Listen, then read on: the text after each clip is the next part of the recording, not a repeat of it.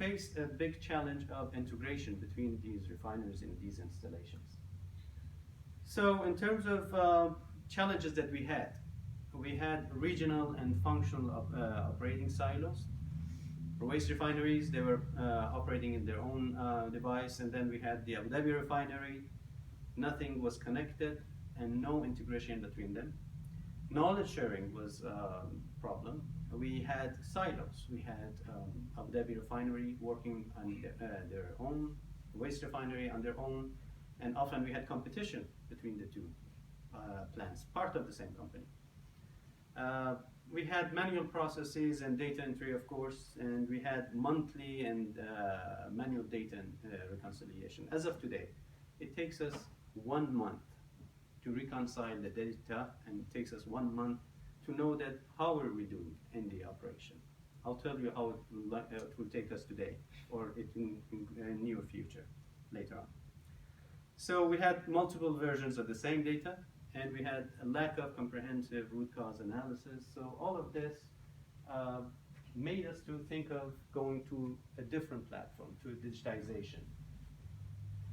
So the objectives that we laid down for ourselves was that we streamlined the operation in a collaborative environment. All the assets that we had, all the plants, they had to be integrated. And we had to have an accurate and prompt and contextualized access to information. We had to have timely response to changes in the marketplace.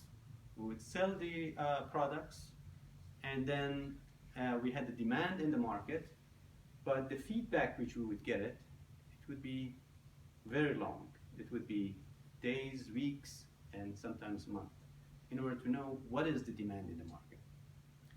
We had to do benchmark of actual production and performance, and we should be able to, this as part of our vision, we would have had to be enable the users to analyze the information rather than chasing the information. This actually was the fundamental change that we wanted to have in our organization. People are used to reading the reports. Our management, they're used to being fed with outdated information, I would call it. So it was time to move on, not to get to the, let's say, present information, but even to be able to maybe predict a little bit longer than ahead of the time. Maybe hours, maybe days, maybe months ahead of you, what's gonna happen. So we started our iRIS journey, which is basically integrated refinery information systems. We started it in 2013 and 14 by conducting a complete detailed design and feed. By the way, we took the same, let's say, pattern of oil and gas, a typical oil and gas project. We conducted the feed. Then it took us 1 year to evaluate the partners for the basically project. It's the tendering process that we had to go through. And then finally it was awarded to Honeywell. And we had an engagement with Honeywell since 2016. And we're currently at the FAT stages with this project, and things are moving smoothly, that I can tell you. What was our vision? Our digital vision originally was as such, that at the core of these systems, at the core of the, let's say, systems would be the scheduling, the, let's say, production accounting, energy management solutions, things which are particular and specific to refinery applications. So they would be sitting in the middle here.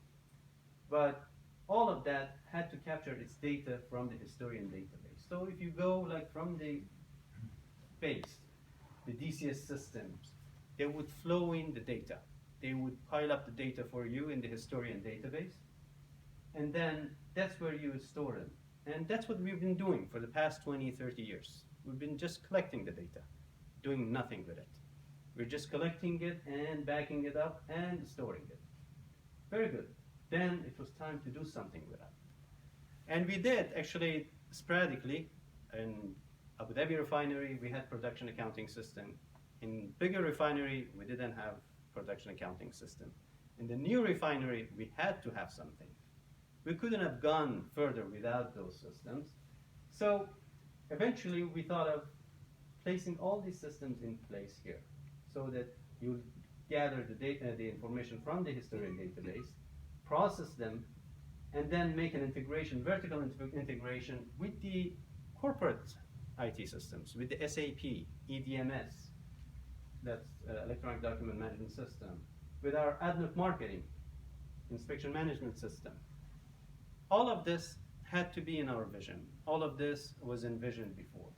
And then we would extract all of this, let's say, on the KPIs from these systems, from the production accounting system and scheduling and et cetera, and we will have one dashboard which will give you an overview of the operation and, let's say, corporate performance as a whole.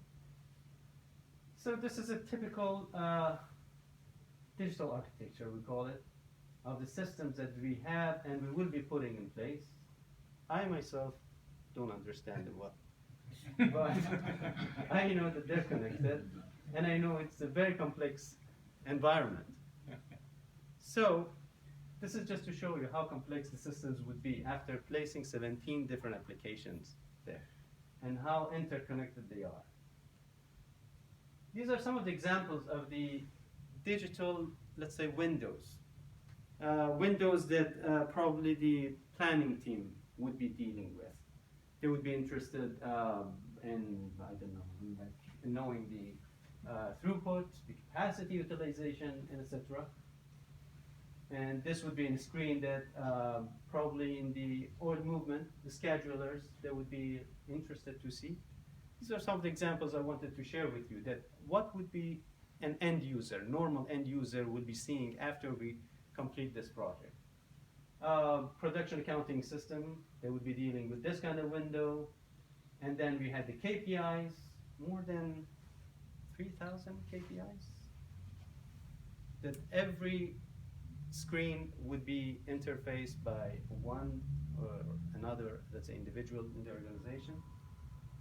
Then we would have operators. They would have screens, operators logbook, and they would be dealing with these screens. And of course, the real-time analytics. And finally, the CEO dashboard. This dashboard is very important due to a fact, not that because it's CEO dashboard, due to the fact that it has like the major ingredients, the major elements of anybody who wants to evaluate the profitability, the performance of the company. I remember that when we were showcasing this to our management, to our CEO, we showed him this and we pointed out to this portion of the, let's say, screen, processing cost. If you're coming from a refining background, you know that one element that gauges your profitability in the business is your refining margin. That's how you detect that, whether you're profitable or not. You pump in 1 barrel of crude, you get 10 different grades of products, you have losses, you have operation costs, etc., etc. If you sell your crude outside in the market, you sell it for 50, what, 55 today, 52, I don't know. But if you're lucky in the refinery business, you'll make $2, $3 maybe on top of that, depending on what region you are. So for us, it was important to show to him that the processing cost can be updated here, can be shown at the top of his dashboard. And he was quite excited to see that after iRIS project, we would be able to do this. This is in addition to many other, let's say, indications which we can show here, the energy index, the production capacities, the utilization capacities of each unit. You can see it in live, let's say, near real-time basis. You could see your sales values, your operation, then you could, by clicks, you can see how would your Abu Dhabi refinery doing, how would your Ruwais refinery East and West, or if you wanted to see all of them together, how would the profitability would look like.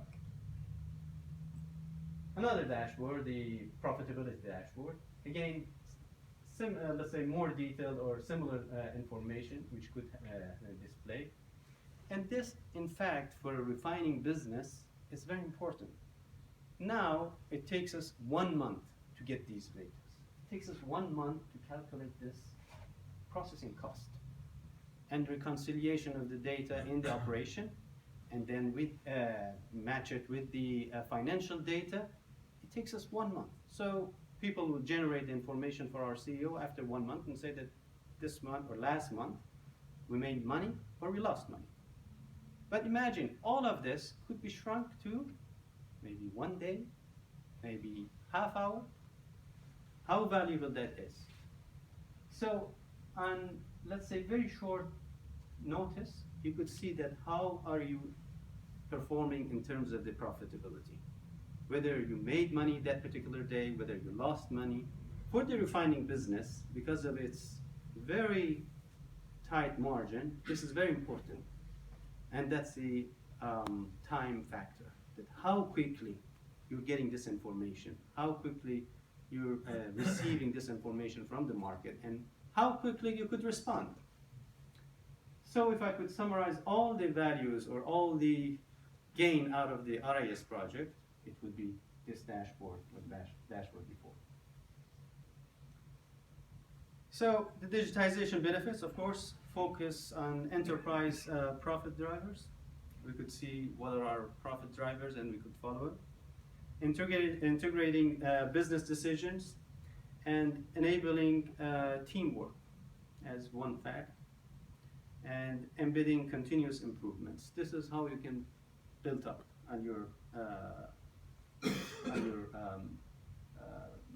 improvements.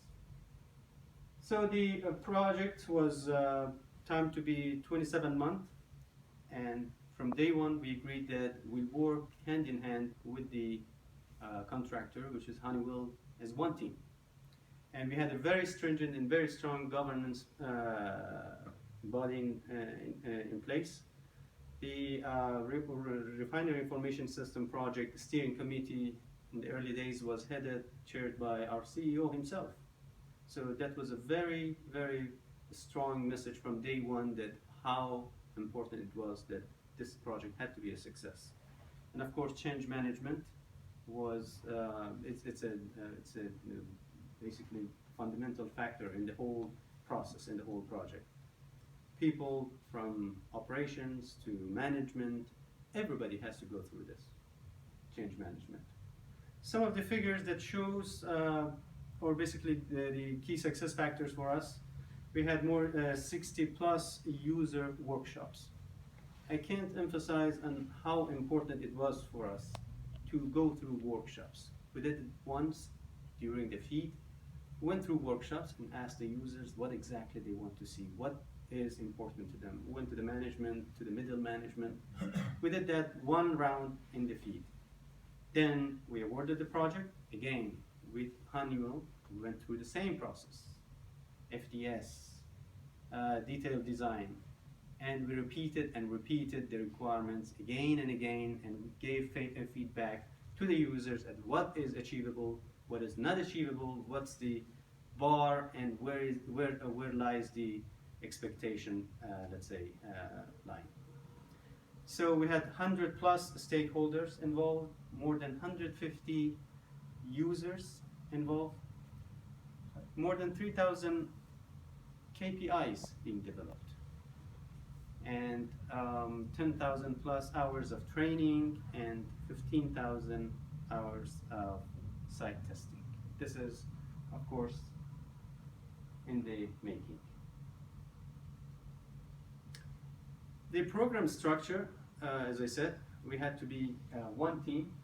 We mapped one, I wouldn't call it counterpart, but partner from the company to the contractor side. So we had someone to engage at all time. And then this was an interesting, let's say, structure which we learned it and inherited it from Honeywell. The credit goes to Honeywell, because what happened, as I said, we had 17 different applications